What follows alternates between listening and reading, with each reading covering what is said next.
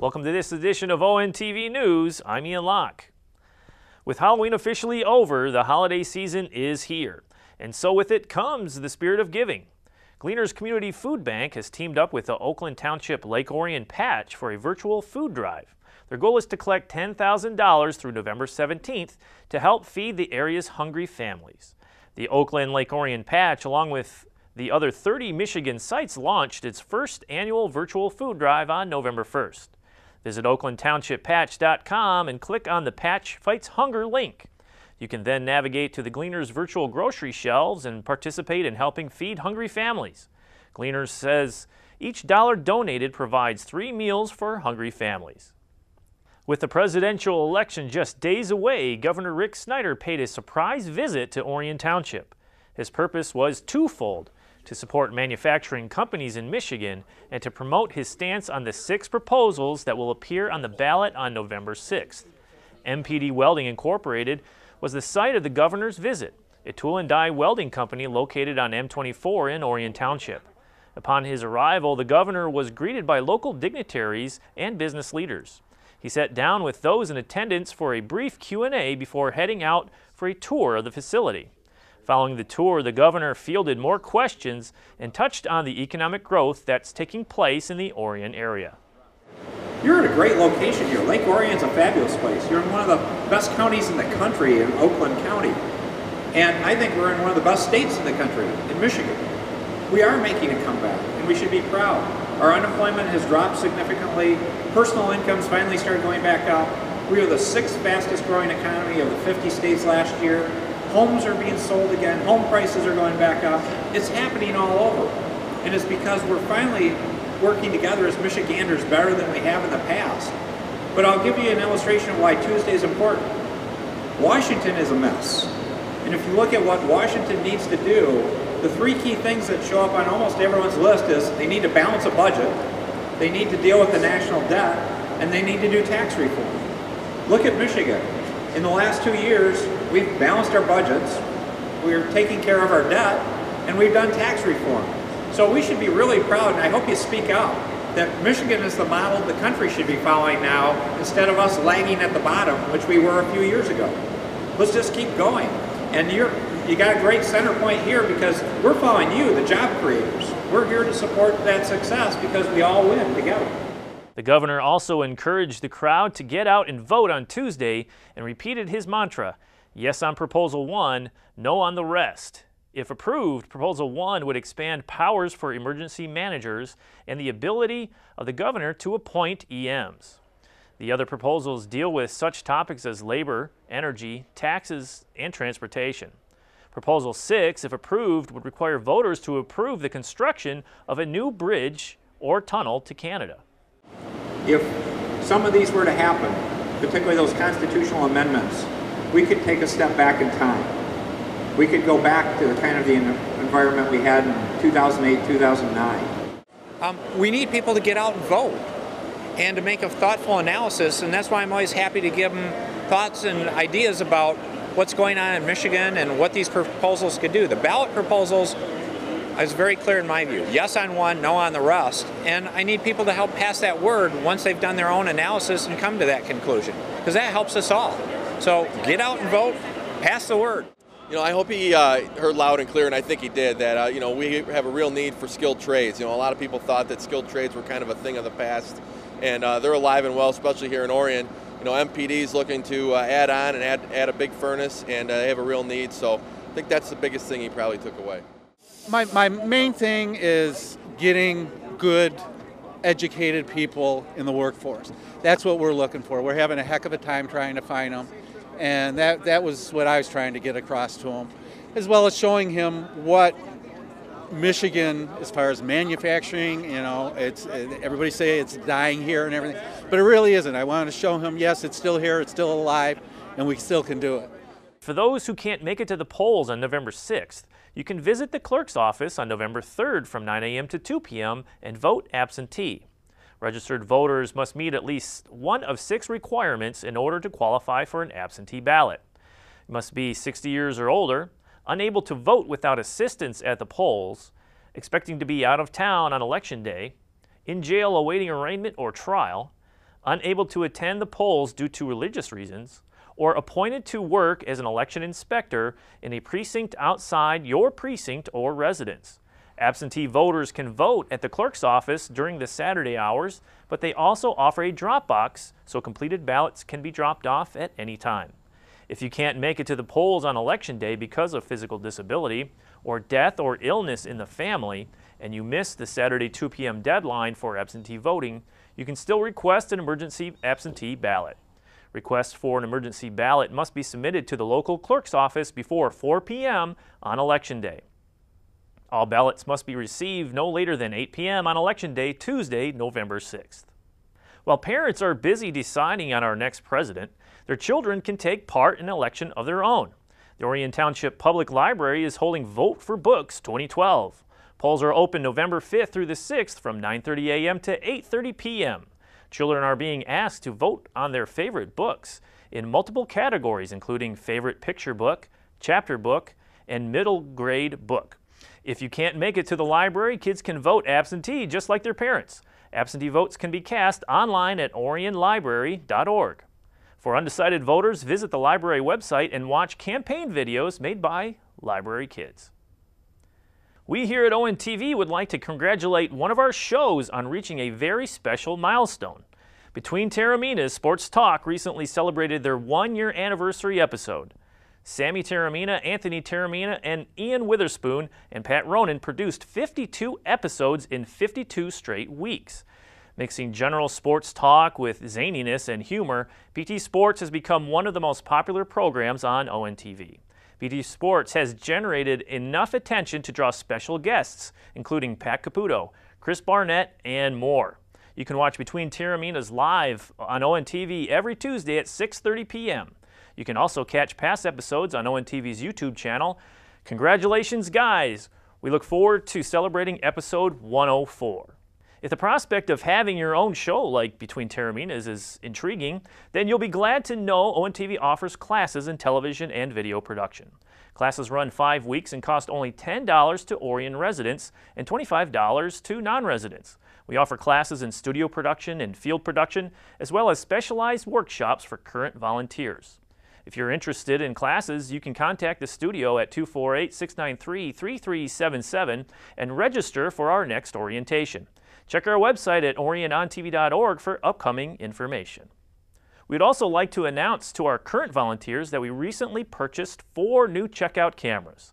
The new models are Canon Vixia HF G10S, which are very similar to our 4 Canon Vixia HFS 30s we purchased earlier this year. If you have already went through the new camera workshop, then the G10s are available for checkout. If you haven't gone through the workshop yet, please contact the studio to register. Here's a reminder, don't be late for work on Monday. It's time to set our clocks back for daylight savings time. It officially ends on Sunday, November 4th at 2 a.m., and while many electronic devices will reset themselves, make sure and fall back and set any analog clocks you may have around your house or work back 1 hour.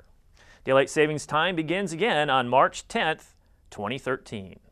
As Hurricane Sandy bears down on the East Coast, we here in Michigan are feeling its effects with strong winds and a lot of rain, but even hurricane-like conditions couldn't deter the Lake Orion community from coming out for the annual Halloween parade in the village. Joe Johnson has the story. Despite the effects of Hurricane Sandy, Lake Orion families began to gather near the Eamon Center around 6 p.m. on Tuesday, October 30th, for the start of the annual Halloween parade, a longtime village tradition. With a police car leading the way, families made their way down Broadway into the heart of the downtown area. Their destination was Children's Park, where volunteers handed out cider and donuts and candy for the kids.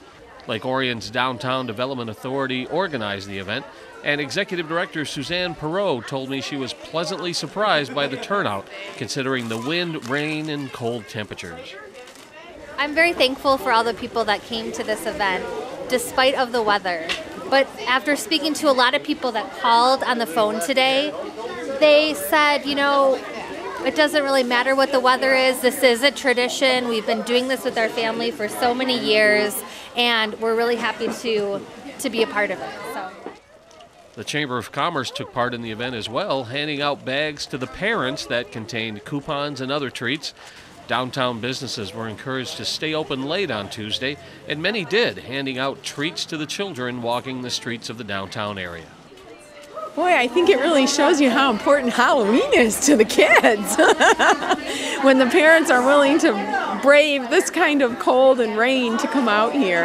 And also the businesses, how important it is for them to connect with the community. I think it's wonderful that we have our businesses here. Our sponsor, Genesis Credit Union, a huge thank you to them for coming out, and to the DDA for putting this together. So it's certainly a great turnout given the weather. I think that anytime there's goodies and, costumes and fun, people are going to come out and show up. Yep. It's Michigan. There's only, there's no bad weather, only inappropriate clothing. So if you dress warm, you can manage the weather. I think this is a really feel-good community event for everyone, and I think everyone's just excited to have all the kids from the community here and see them all dressed up. Seeing the kids in costume having fun in the village, the harsh conditions didn't seem quite so bad. From downtown Lake Orion, this is Joe Johnson reporting for ONTV News. Thanks, Joe, for that story. We're going to take a quick break, but when we return, we'll have a look at local sports. You're watching ONTV News. Stay with us.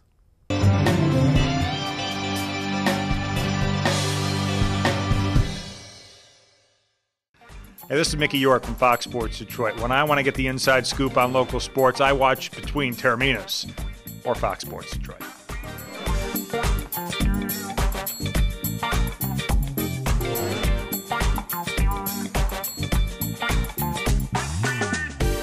Three students were in the hospital this past weekend. 2 honor roll students were hospitalized last night. 5 local students lost their college scholarships last night. Another local high school student has passed away. Another 3 dead. Claimed the life of another local teenager. The cause? Alcohol. Alcohol. I don't want to be another number. I don't want to be another number. I don't want to be another number. I don't want to be another number. I don't want to be another number. I don't want to be just another number.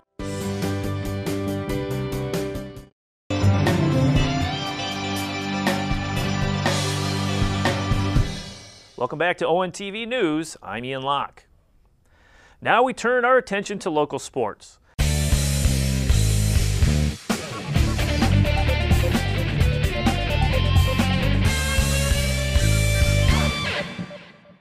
The Dragons began the 2012 postseason at home against the 6-3 Stevenson Titans.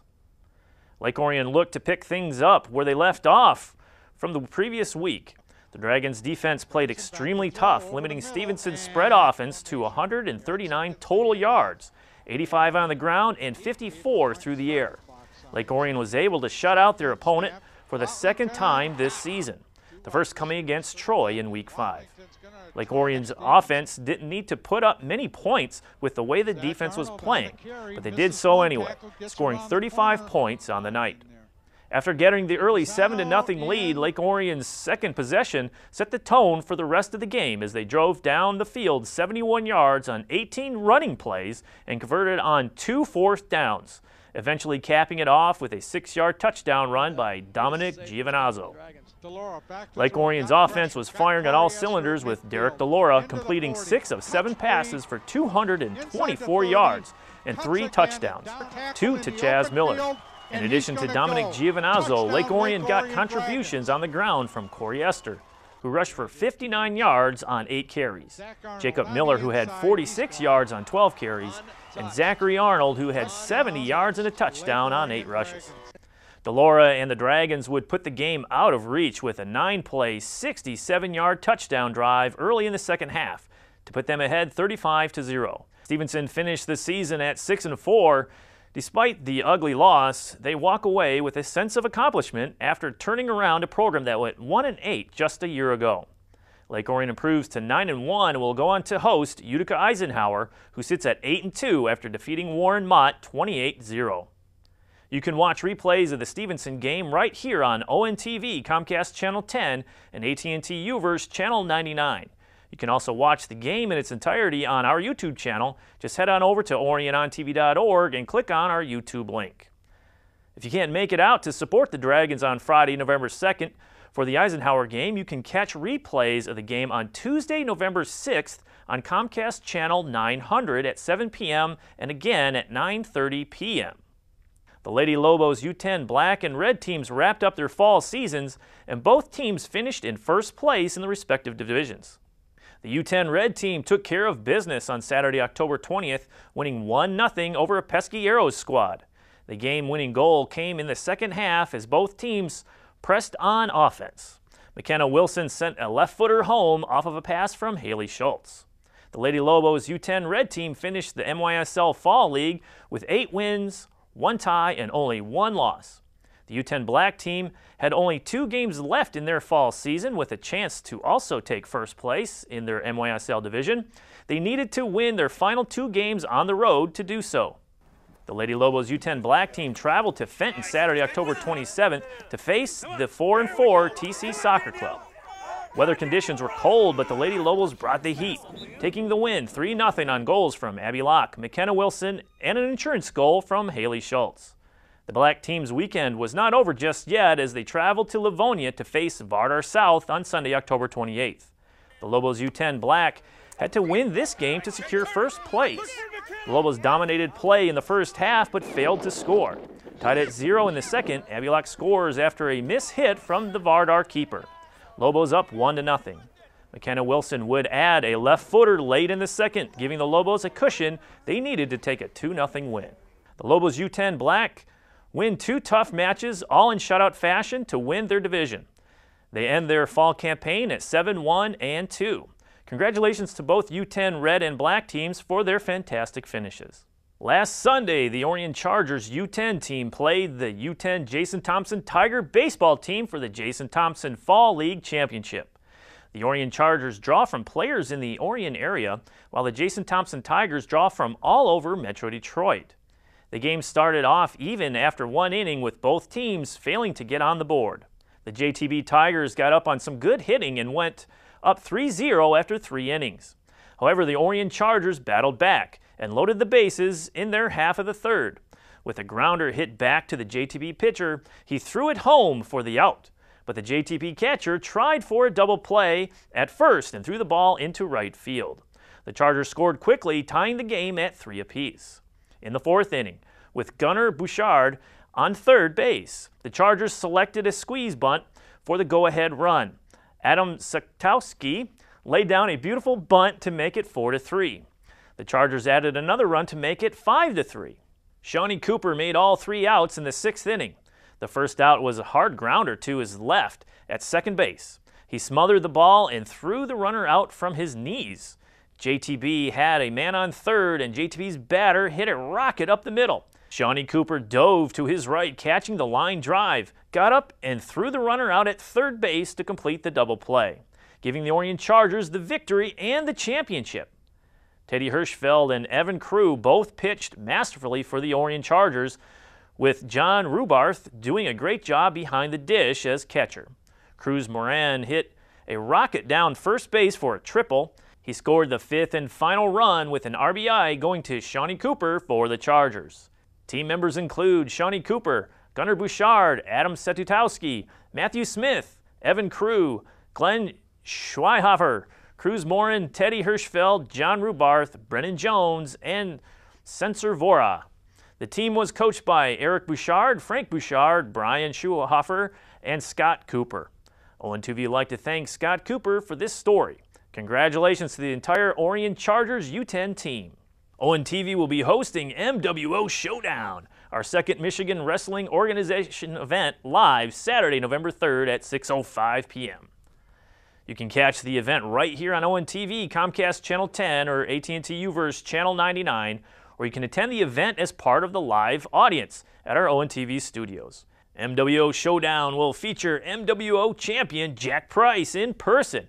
Matches include Christian Clayton versus Uncle Hector, Henri Mayhem versus K-Mash, and Scotty Freetown versus Owen Travers, and more.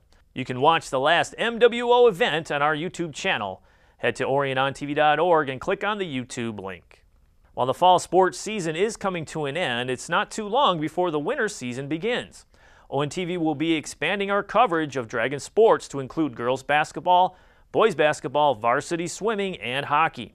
Stay tuned to ONTV News for updates for the winter season. That's all for this edition of ONTV News. We leave you now with footage from the Carpenter Elementary Halloween Parade. For the entire crew here at ONTV News, I'm Ian Locke. Thank you for tuning in.